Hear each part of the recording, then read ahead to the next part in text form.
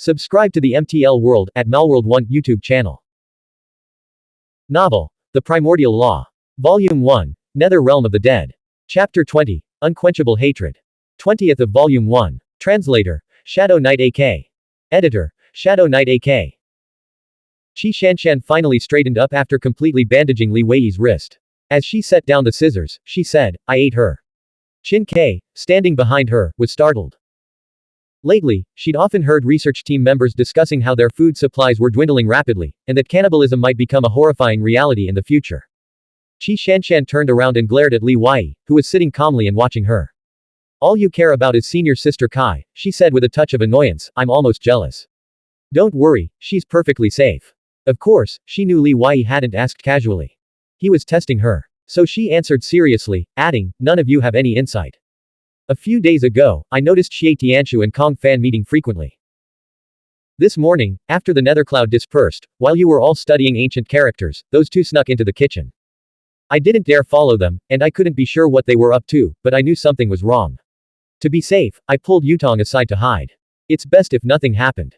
But if something did, at least we could hide first." Li Wei didn't detect any flaws in Shencang's expression or tone. Her response was flawless. He quickly stood up, forcing a smile. "Don't take it so seriously. It feels like I'm interrogating you. Aren't you interrogating me?" Shencang retorted, her expression turning slightly angry as she walked out of the medical tent. Li Wei followed her, intending to apologize.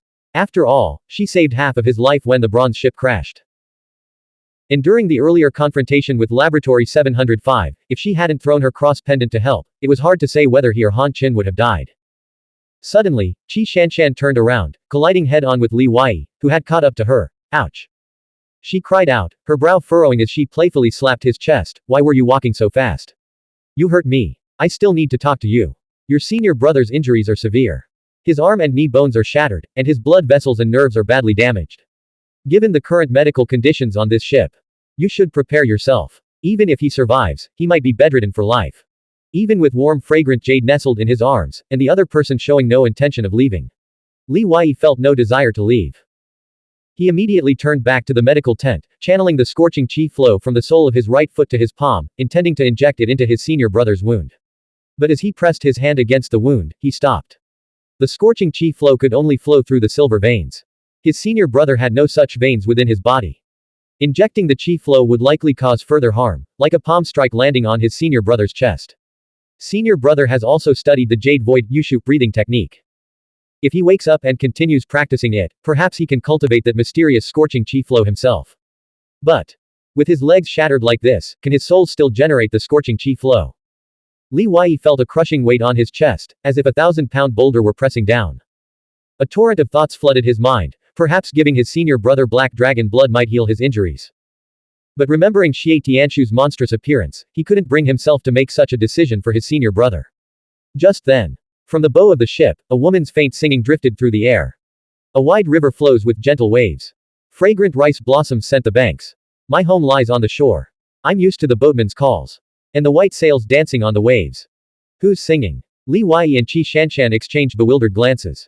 Qin Ke suddenly realized something. It's Lu Ying. We looked for her earlier, but couldn't find her. We all assumed she'd fled into the Nethermist graveyard. This is bad. Li Wei and Shencang immediately rushed out of the medical tent, one after the other. Lu Ying was wrapped in a filthy blanket, sitting on the bulwark at the bow of the ship with her legs dangling in the air. Her face, legs, and the shoulders and arms exposed beyond the blanket were covered in bruises and scars. Her eyes held a hollow despair, filled with memories of home, her parents, and the stable, law-abiding environment she had once known. Tears streamed down her cheeks, and the sea wind whipped her long hair around her face as her mournful song grew hoarser and deeper, until she was almost whispering the lyrics. Everywhere there is the sunshine of peace. Footsteps pounded behind her. Without hesitation, she jumped. Li Wei witnessed it firsthand, standing only a dozen steps away. But the bulwark was already deserted. Shencang and Qin Ke arrived, panting. Qin Ke rushed to the edge but dared not look down. She could only imagine Lu Ying being devoured by the vengeful spirits swimming in the sea. Tears streamed down her face like rain. Shencang walked over to comfort her. After what happened, how could she live? It's all right, don't be afraid. With Wei Yi here, nothing like that will ever happen again on this ship. He'll protect us. Li Wei's heart was heavy with grief and rage. He gripped his longsword and silently strode toward the graveyard forest, shrouded in nether mist. Passing by the dying Chen Hong, he abandoned his plan to let his senior brother exact revenge. With a single punch, he pierced Chen Hong's chest, then lifted the body and tossed it into the sea like a piece of trash. Are they even human? They are worse than trash. Besides Xie Jin, the other 4 who had escaped were all captured in the graveyard forest. One buried himself in the grave soil, leaving only his mouth and nose exposed. But his breathing and heartbeat were still detectable. As long as Li Wei was close enough, his hearing wouldn't miss it. When they learned that Lu Ying had jumped into the sea, Xuanhuan and Professor Shu's students beat the 2 security team members who had bullied her to within an inch of their lives.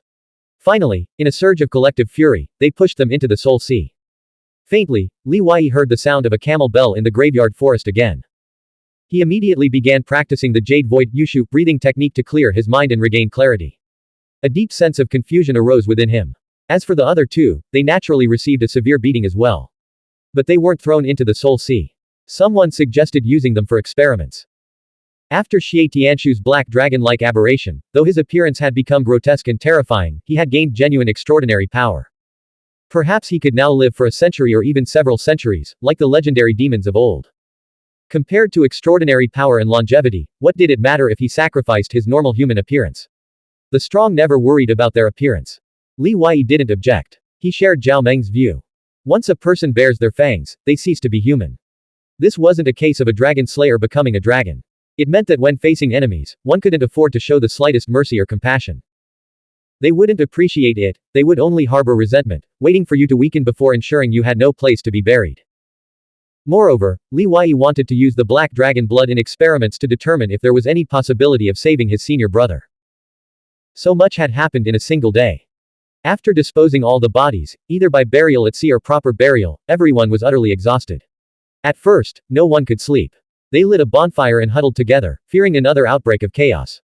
Moreover, Xie Jin remained missing, like a thorn lodged in their flesh, leaving them uneasy. But by the second half of the night, fatigue finally overcame them. Except for the 2 on watch, everyone else collapsed around the fire and fell asleep.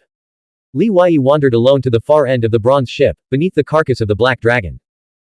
With his left thumb adorned with the dragon-patterned ring, he touched the congealed, purplish-red ice crystals of the black dragon's blood at the severed wound. In an instant, frost formed on his finger. The dragon-patterned ring reacted as expected, its dragon scale patterns faintly glowing. After Xie Tianshu underwent his black dragon-like aberration, his first words were, "This severed arm is your doing.